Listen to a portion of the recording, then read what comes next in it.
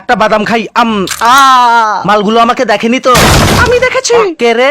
দাঁতে পোকা ধরেছে? হ্যাঁ। আপনার টুথপেস্টে কি হাঁসের গু আর কাকের গু আছে? কাকের গু? আরে ভূতনিকে, তার আগে বল যে তুই ফ্রিজের ভিতরে কি করছিলি? আমি ফ্রিজকে টয়লেট ভেবে হিসু করতে ঢুকেছিলাম, সেটা বড় কথা নয়। বড় কথা হলো যে এই নতুন টুথপেস্ট কাকের গু দিয়ে তৈরি হয়েছে। এই নতুন টুথপেস্ট আছে হাঁসের গু আর কাকের গুয়ের এক বিশেষ ফর্মুলা, যা আপনার দাঁতকে ঘষে ঘষে আপনার দাঁতকে পরিষ্কার ও মজবুত করে তোলে, আর আপনার গলার আওয়াজ কাকের মতোই সুন্দর হবে। এই নে ভিখারি, তোকে ফ্রিতে দিলাম, প্রতিদিন দাঁত মাজবি।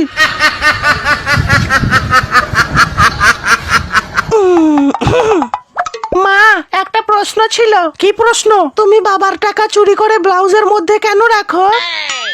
কারণ তোর বাবা যাতে টাকা খুঁজেই না পায়। মা, তুমিও যে কি করো না, বাবা তো সেদিন ভুল করে কাজের মাসিটার ব্লাউজের ভিতরে খুঁজছিল।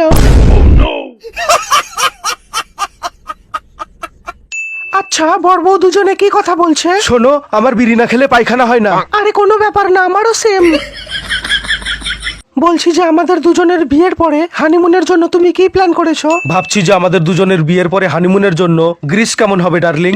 আমার সোনা, বলছি যে হানিমুনের জন্য গ্রিস কেন, আমার সর্ষের তেল দিয়েও চলবে। আমি ওই গ্রিসের কথা বলিনি, আমি গ্রিস দেশের কথা বলেছি। বলছি মা, এটা কি জিনিস? ডেটল। এটা দিয়ে কি হবে? কিছুই হবে না। মা, এটা দিয়ে কি হবে? কিছুই হবে না। যখন ডেটল দিয়ে কিছুই হবে না, তাহলে এইসব ফালতু জিনিস কিনে তুমি টাকা কেন নষ্ট করো? এভাবেই তুমি বাবার টাকাগুলো নষ্ট করছো, আর বাবার বিড়ি খাওয়ার টাকা থাকে না।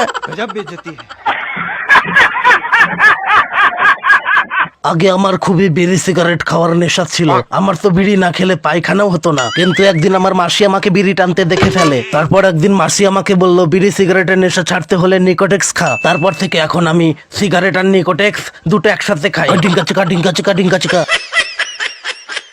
মোটা ভাই, তোমার কাছে ভালো জাঙ্গি